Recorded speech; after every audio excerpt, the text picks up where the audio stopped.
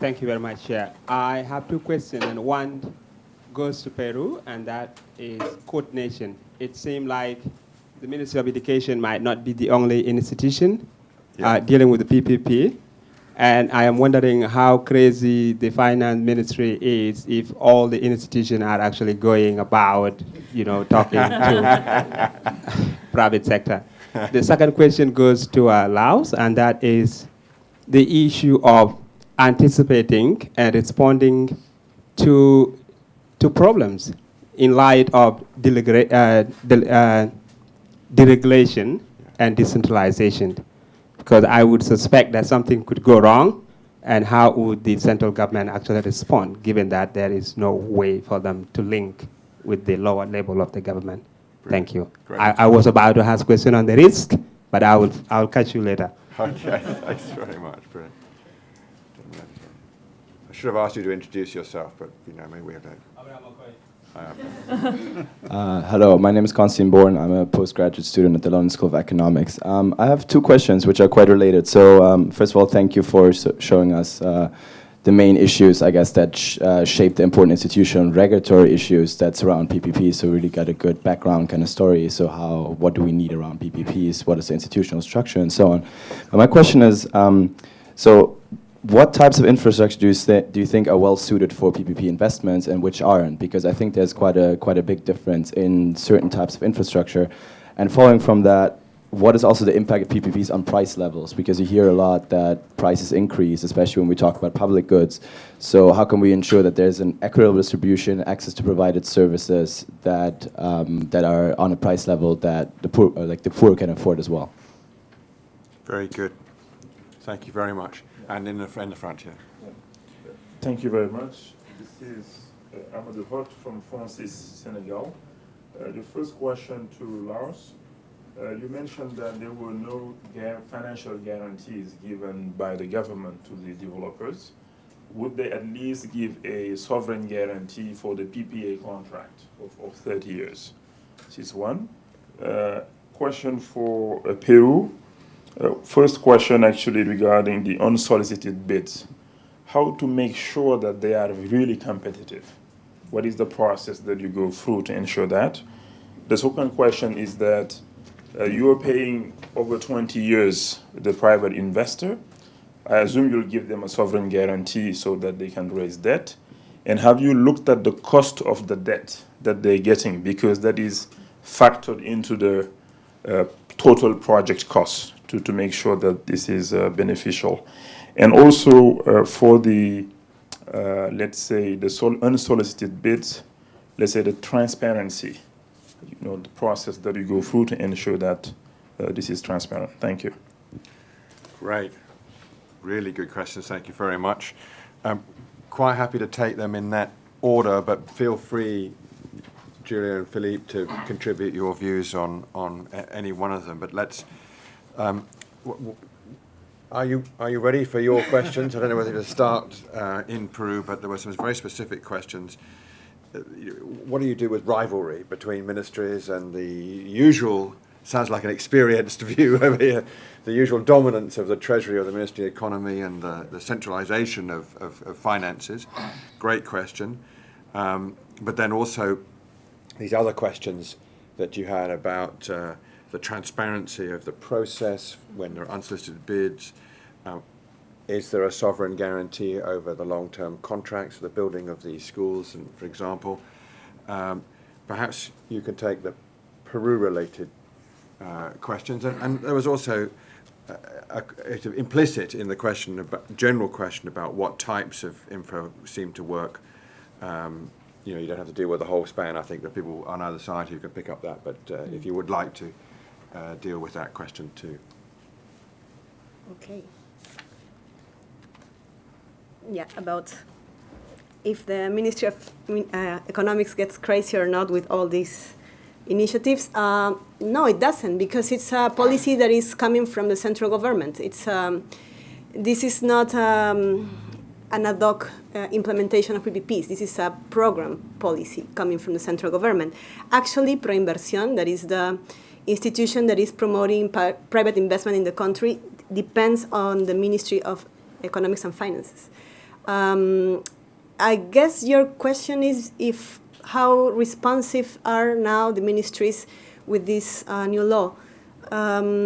They have been trying to promote PPPs in health sector, in the penitentiary sector also. I think they're doing quite well, but still they are doing some efforts. Education has been the leading sector in social sectors regarding PPPs.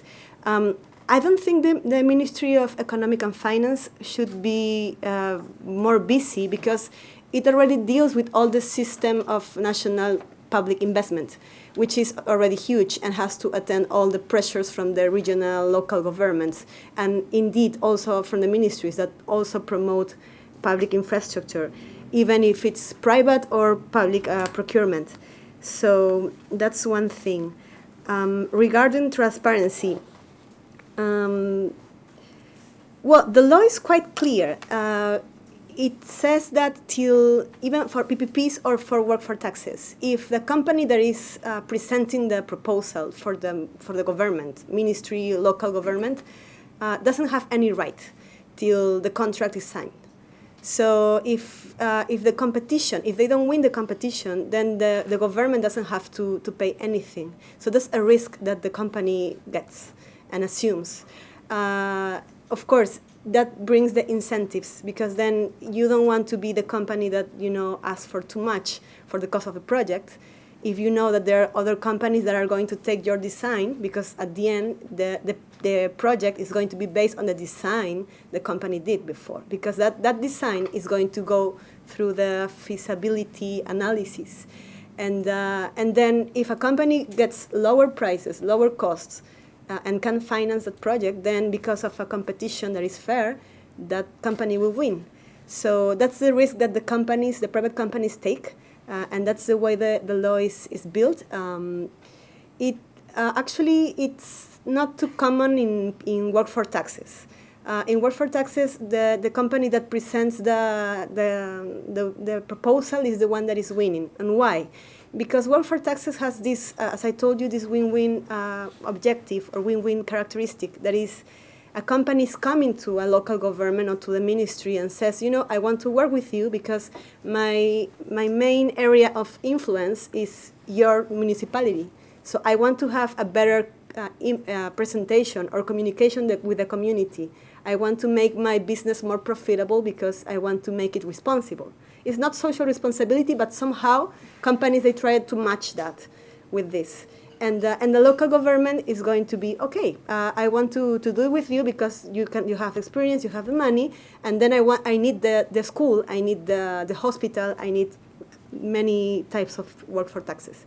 So transparency, everything is disclosed in the websites. The bidding is public. It's not close to the company that is presenting the project. So it's quite open, and then the company doesn't have any right to say anything if they don't win. So very risky. And so they are doing that anyway. And about how can we finance? Exactly. Yeah, the guarantee, sovereign guarantee. Exactly. It's a contract for at least 20 years. It's not mandatory to be 20 years. It could be 25 or 30, but somehow we prefer 20. This is a pay with the regular budget of the ministry. So the ministry has ordinary resources. And this is paid, the PPP is financed in 20 years with fixed payments, given the financial flow that the company presented at the time it was proposing the PPP. And the ministry has to make the estimations if we are capable to finance that. And then we also go to the Ministry of Economics to say, okay, this is my budget, because I know it's my budget, but I still need your confirmation that this is fiscal responsible. Because we want to keep the contingent liabilities or the risks to a very minimum. And the law allows only for these liabilities to be the 10% of the cost of the project. So then somehow it's regulated, and it's quite responsible in terms of fiscal issues. So that's basically the ministry has the money, and then there are some restrictions to liabilities in this regard. So that's. You might have some thoughts about how that would work in other places too. But let's go to Laos and answer the question about, do you have problems with the decentralization process and conflicts there? Perhaps you could pick up the question also about the sovereign guarantee and through the long-term PPA as well. Okay, thank you. I will cover 3 questions that were directed to me. One is the deregulation and decentralization and sovereign guarantee. Deregulation in a context does not denote taking rule out of the game. Deregulating the power sector doesn't mean that the power sector is regulationless or ruleless. Deregulation means that previously the power sector was monopolized by the government.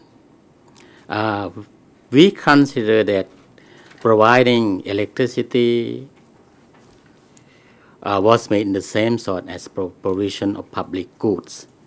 So we deregulated the power sector. That means that we no more monopolize the provision of electricity.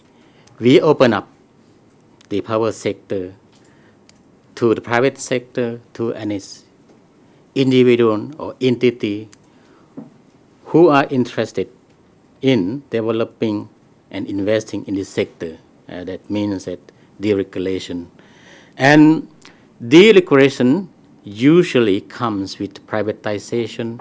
And again, a privatization does not limit to selling out the public assets, not that strict sense.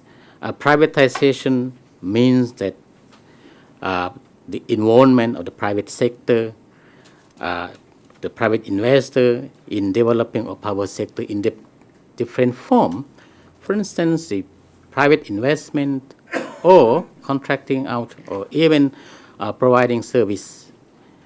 That's the deregulation in a context. And secondly, decentralization. This, as our government system is unitary, and the government system is split into the central government and local government. It is infeasible for any unitary government to decentralize the legislative power, as we have only one parliament, which has a seat in the central government. So the law-making power, policy-making power, still centralized with the central government, whereas the executive power and judiciary power may be decentralized to the local government. As regard and to the power sector, and for large-scale projects, in particular hydropower projects, the area of which cover 3 provinces, for instance, in that case, it is infeasible to decentralize the approval and monitoring power to 3 governors of the province, so that at the end of the day, the project developer have to hunt for 3 licenses. So in that case, we still keep with the central government. And what we do, we decentralize the power to approve and to monitor the project just for the smaller project. For instance, the project with installed capacity of 15 megawatts, I mean the area of which is within the single provincial jurisdiction within the same province area. That's the example of decentralization. And the third question regarding the issuing the sovereign guarantee, and we are not required and to issue such guarantee, but we, the government, as a sovereign entity, needs and required to do so many things. First, we accept neutral arbitration. For instance, if anything goes wrong between the party, if it is in the concession agreement with the government, we issue the concession right, and the project company is the concessionaire. If anything goes wrong between the two parties, we refer to neutral arbitration in a third country. In so doing that, we ratify the New York Convention 1958. That is a convention of recognition of international arbitration award. That's the one thing. The other thing, and we accept a step-in rights as maybe exercised by the lender. If anything goes wrong, if the lender wants to step in, we have to accept it. And we, the government, and we are liable for our action. For instance, if we change our law, let's say if we have a new law coming into force and the enforcement of such new law adversely impacts the economic position of the project, we have to compensate the developer. And we also have to liable for action. For instance, if we confiscate the project asset, that event is considered as a sovereign event. And in some event, for instance, the natural force majeure event, that is earthquake and flooding, such events are insurable. And so by accepting such liability, and we don't have to issue any financial guarantee or sovereign guarantee, that should be included in the sovereign debt at the end of the day, because we have to be careful, because we have the ceiling, a borrowing ceiling. So that's we don't have to issue any sovereign guarantee or bank guarantee. Can I very quick come back? So Yeah. just a very quick comment on that one. So we assume that the state-owned utility that is buying the power is credit-worthy enough, right? If they default, who's going to pay? For any reason, the state-owned utility doesn't pay. Who's going to pay the developer? It's a take-or-pay contract. Yes. Yes, you are right. And some projects export electricity to neighboring country. The off-taker is in other country. But if the electricity is supplied to state-owned enterprise as public utility, in that case, in our case, electricity de Laos, electricity of Laos is the only state utility buying electricity from different IPP projects, and this utility is owned by the Ministry of Finance, and they require that the government, the Ministry of Finance, issue a letter of comfort. Letter of comfort is not same sort of the bank guarantee. It's not. Yeah. All right, Yeah. we're sort of running out of time, sadly. You Could want I to talk ask about- Julia, Julia and Philippe, just to pick up this question of what types of infra work best with PPPs, what to do about price levels and public goods, critical issue for lots of people, and other bits of experience. 'Cause I'm afraid we're not going to have time for another round of questions unless there's something really quick. But have a go, Julia, first. Okay, well, I mean, I think the first question I'd address would be what assets are suitable for public-private partnership treatment. And I think that we really need to look at what PPPs mean.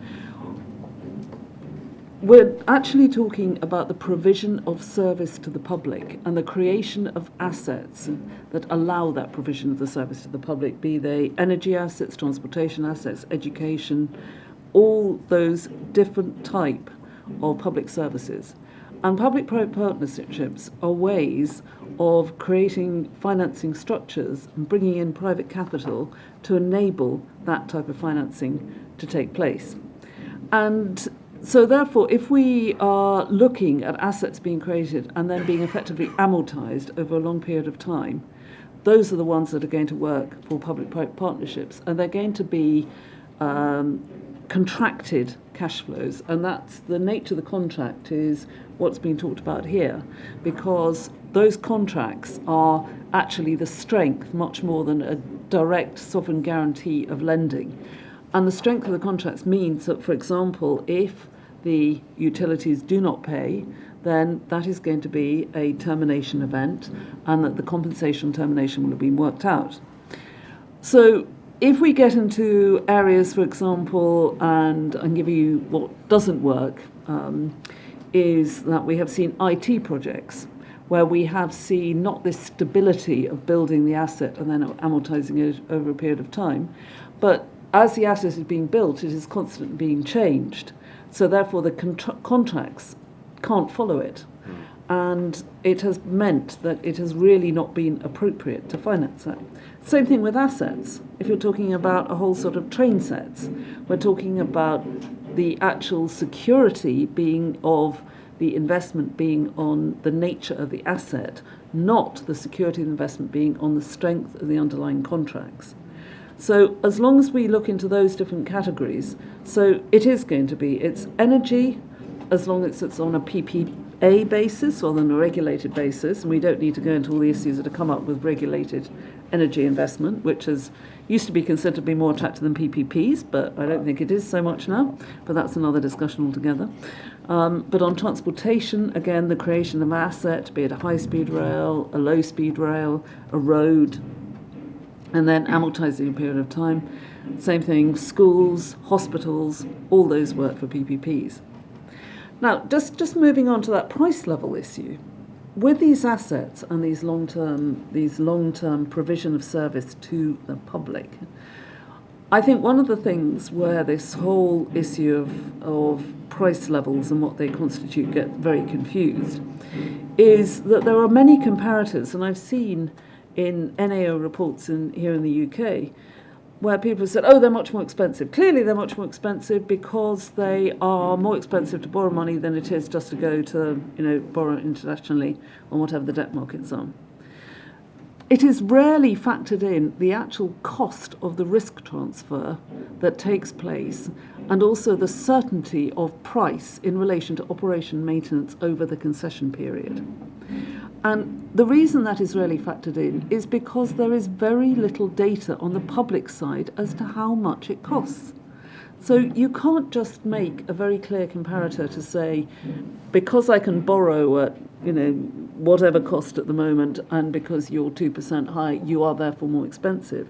If I'm borrowing as a sovereign entity, it is very different. I'm taking all the risk. I'm taking the risk of development, I'm taking the risk of construction, I'm taking the risk of operation. If I'm a public-private entity, all that risk has been transferred out of the public sector into the private sector.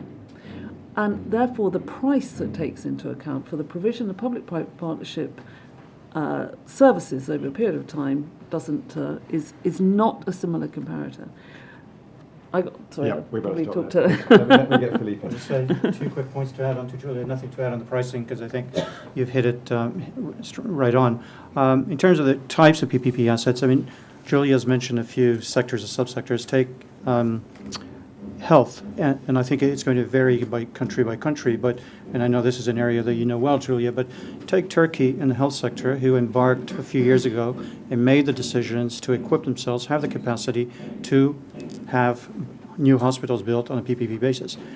They've had quite a few successful closing already. We'll see what time looks like in 10 years, but so far looking very good. And this is miles ahead of other countries in Central Europe where I've worked, including countries like Poland, which are still trying to figure out how to do a first proper PPP in the health sector. But you have a country like Turkey who decided they're going to do it. On energy, and I bring this up because one of our companies is designed to provide mezzanine finance in renewable energy in Africa. If you looked at one of their presentations, they would put a map of sub-Saharan Africa, color code those countries that have the regulatory framework in place to allow those renewable entities or projects to go forward, color code those that have then enacted the necessary laws to do the projects.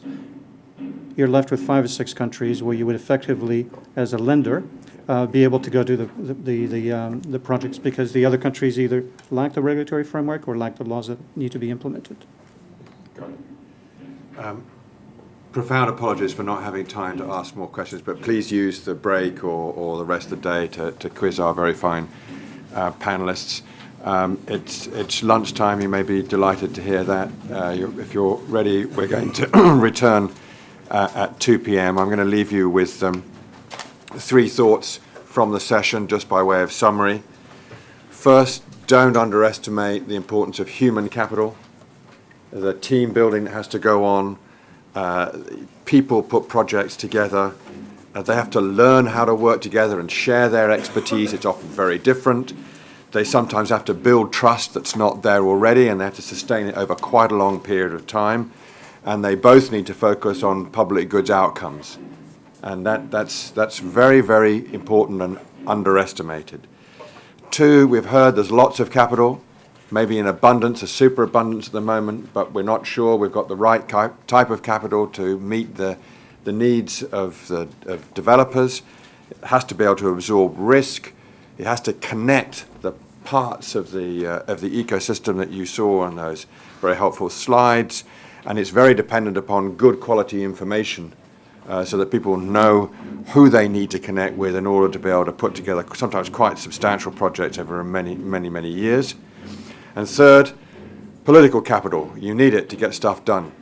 All right? So human capital, capital in many shapes and forms. You need political capital. There is no substitute for leadership, priority setting, institution building, rule making. That all takes somebody deciding it must be done and investing their political capital in the delivery of those outcomes. And it varies. No world has got a monopoly on that. No one's perfect at it, but it cannot be substituted. It's absolutely vital. So there we are. Thank you very much, panelists, for your contribution to the